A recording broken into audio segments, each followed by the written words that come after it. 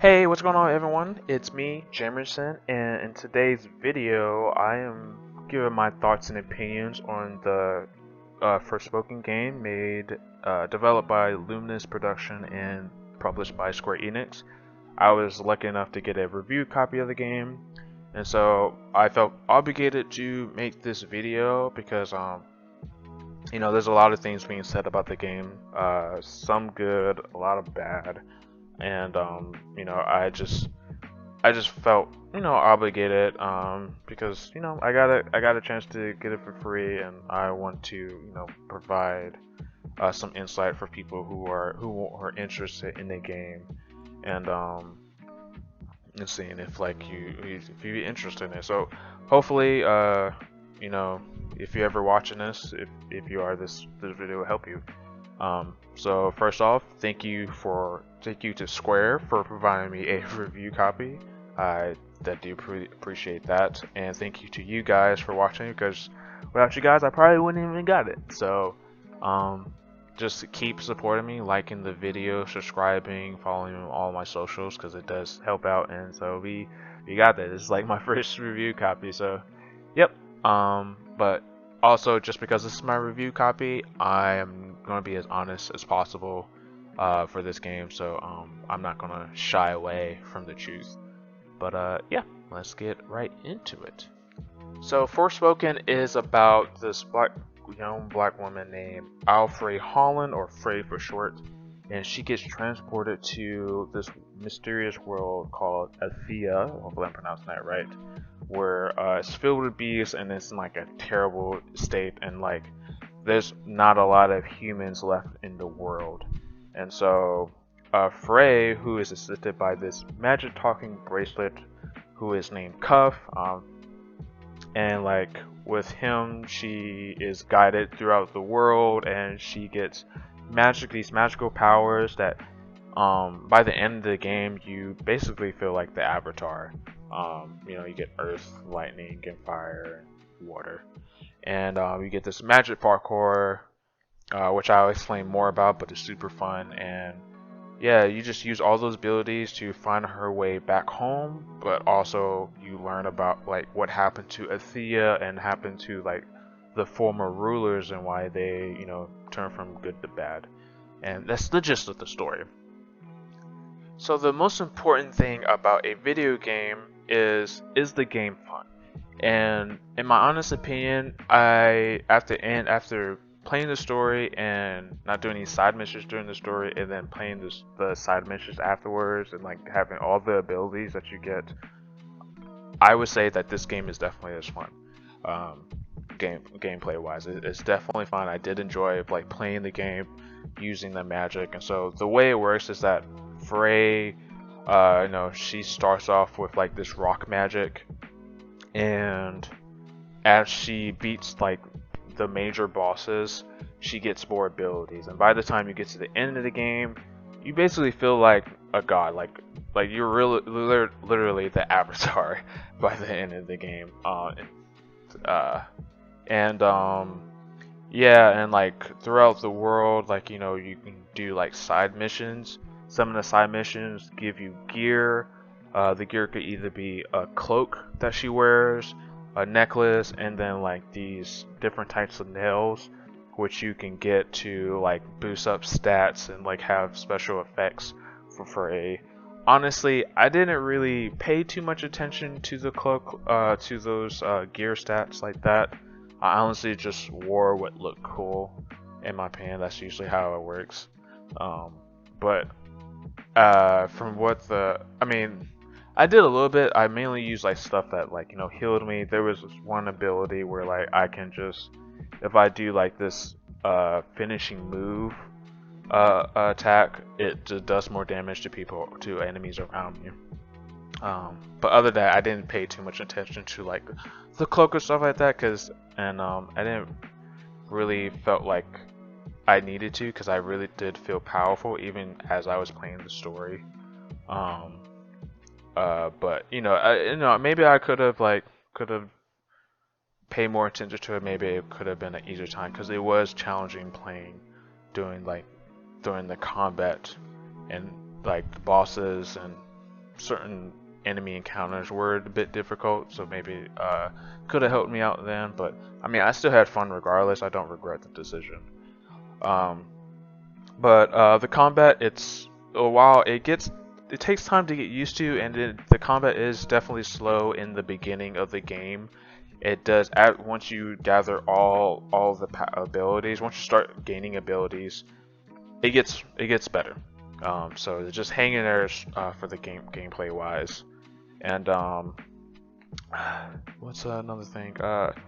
The end of the bosses, the enemy fights. I would say there's not a lot of fights where I would say that I was challenged, like mentally or intellectually, if that makes sense.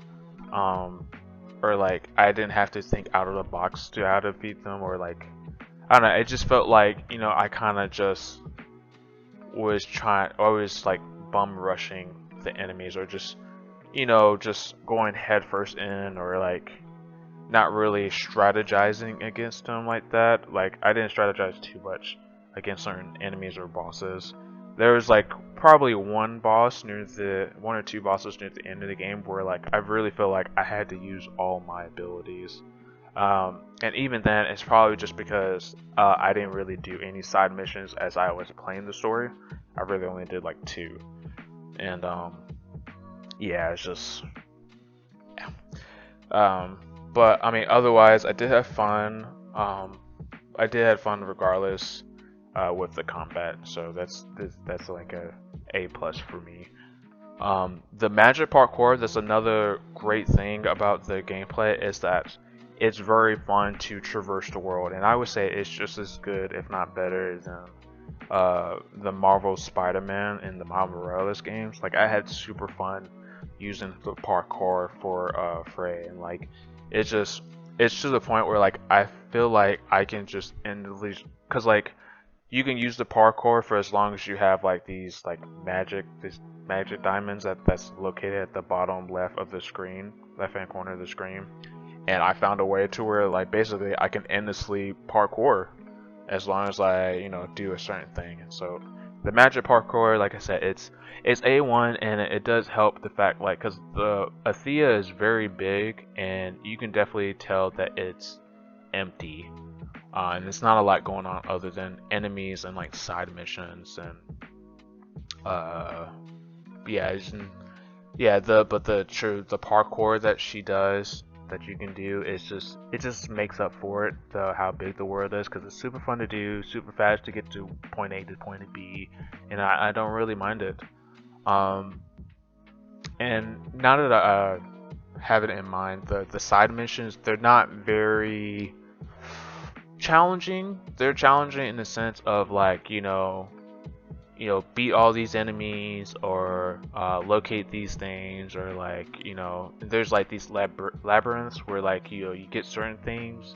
You just basically walking forward and beating enemies in like a certain room, and then walking forward until you get to a boss, and that's basically what it is. There's no real challenge, no puzzles or anything like that. I mean, there's puzzles, but it's not like like dungeons like in Legend of Zelda or anything like that. So I just feel like although like the combat and the parkour are really good, I don't feel like the game there's no aspect of like the game that that really challenges me creatively, or like challenges my mind like that, other than like okay, I just gotta survive this, run around, avoid this attack, and just shoot it until like the enemy deletes it dies. But yeah, all in all, I would say I enjoyed actually playing the game. The combat is super fun, and the parkour is really great. So the story, I would say, and it's disheartening for me. I feel bad for saying it, but it's got to be said, it's the truth. The story is the weakest part about the game, in my opinion, and for several reasons, in fact. And one of the biggest reasons is that, for one, the dialogue that is said between the characters, there's no real. I know there's a lot of people that say that is cringy. And at times it can be cringy.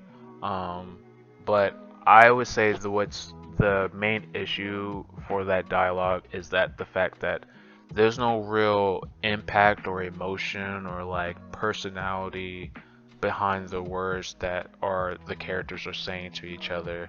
And so it's very hard for me, the player, to even care about what the characters are going through, or if something terrible happens to them. It's hard for me to care about it if, like, if if I don't feel that emotion, or I'm not immersed in the world, because by the time certain things happen to the game, I'm already not immersed in the game, so I'm just trying to get through it so I can like see what happens. And like there's a one part in the story that something really cool does happen, but then it just gets messed up by like these like the bad way that the dialogue in the game is being said, and then also just like another issue I have with the game, and it's just like there's cutscene after cutscene after cutscene, and just very annoying. And like normally it wouldn't be having like cutscenes is not an issue unless like you're constantly doing walking, and then you get a cutscene for a few seconds or a minute, and then you walking for a few seconds, and then there's another cutscene. Like, you know what I'm saying? It's very annoying. And I work in customer service, and like I'm still working in customer service because I got a good job. Um, but it's just I have to have a lot of patience for that, and for this game, it's just very annoying. Like I know you guys get what I'm saying. It's just I found it very annoying. And so that just that also takes me out of it, because like there's a lot of times where like instead of just it could have just been like one long cutscene, or I could have just been um walking and then explaining everything to me. um so yeah, that's one of the gripes about the story for me. Another thing that's a gripe for the story for me is the fact that um I don't think the game does a very good job of like making you care about the characters. Doesn't show any interest in like introducing the world to you like that. Because I'm going to be honest, there's a hub world where like the last humans are at, that like Frey lives at. I don't care about none of those people up there. That I probably cared about maybe one or two of the side characters that they introduced, but I don't care about none of the characters. I'm going to be honest, I don't. Maybe like Frey and Cuff is the only people I care about, but those other people I don't really care about, and I don't think the game does a very good job of doing that. And while I'm it's something that just brought up in my mind when I talk about side characters. I don't think the sound design, like there's certain moments of the game where like there's just something going on with the sound design for this game. Like the actors are not emoting very well in my opinion, and maybe the fault like the voice director. I don't know. I don't want to pass the blame, but but also there's moments where like there's this character in the hub world. He's a bard, and so he's playing music for me. And so he asks like, okay, he plays music for me, but I'm trying to listen to the music, but the people in the city, they're so loud that I can barely hear the music. And so I'm like, yo, what's going on? It's to the point where like I never even went to him, because never went back to him, because apparently if he plays music for you, like you get status boost, but I never even used them because that type of stuff is going to happen. So it just makes it seem like if the game doesn't care enough to like have his voice have his music over the people, why should I care about it? But yeah, yeah, it's just very disappointing to see from a company such as Square Enix, who's known for like the story-based games, to have something like this, a story like this. And it's just very disappointing to see. And like I really was excited for the story, because for one of the reasons was like Frey, she's it's not really heard of for a Japanese developer to have like a black lead character. Um, so I wanted to support that, but it's just sad to see that Frey and the actress that plays her and is modeled by her is like isn't a story like this. But I would like to see like DLC for this game because this something that happens near the end I don't want to give away that makes me interested in seeing what happens for Frey and Cuff. But yeah, if I had to rate it, I would give it a 6. And I would say wait to buy this game. It's not worth a full price. But other than that, that's the end of the video. I'm probably going a little bit over the time I was expecting to go over. But thank you once again. Thank you to Square Enix for providing me a review copy of this game. I really do appreciate it. Hopefully I was able to provide some constructive criticism for you guys, and hopefully be able to use it to improve the game and hopefully for like more sequels or content for the Forspoken franchise. So I hopefully don't give up on the game or this franchise. Thank you to everyone that stopped by and supported me. Without you, I probably wouldn't even be able to do this review. So thank you guys. If you're new, stick around, subscribe, like the video, tell me what you like about this video, what you think Forspoken if you played it, and things like that. But anyways, thank you so much for stopping by. I will see you guys in the next video. Have a great time of day, whatever time of day it is for you. Bye.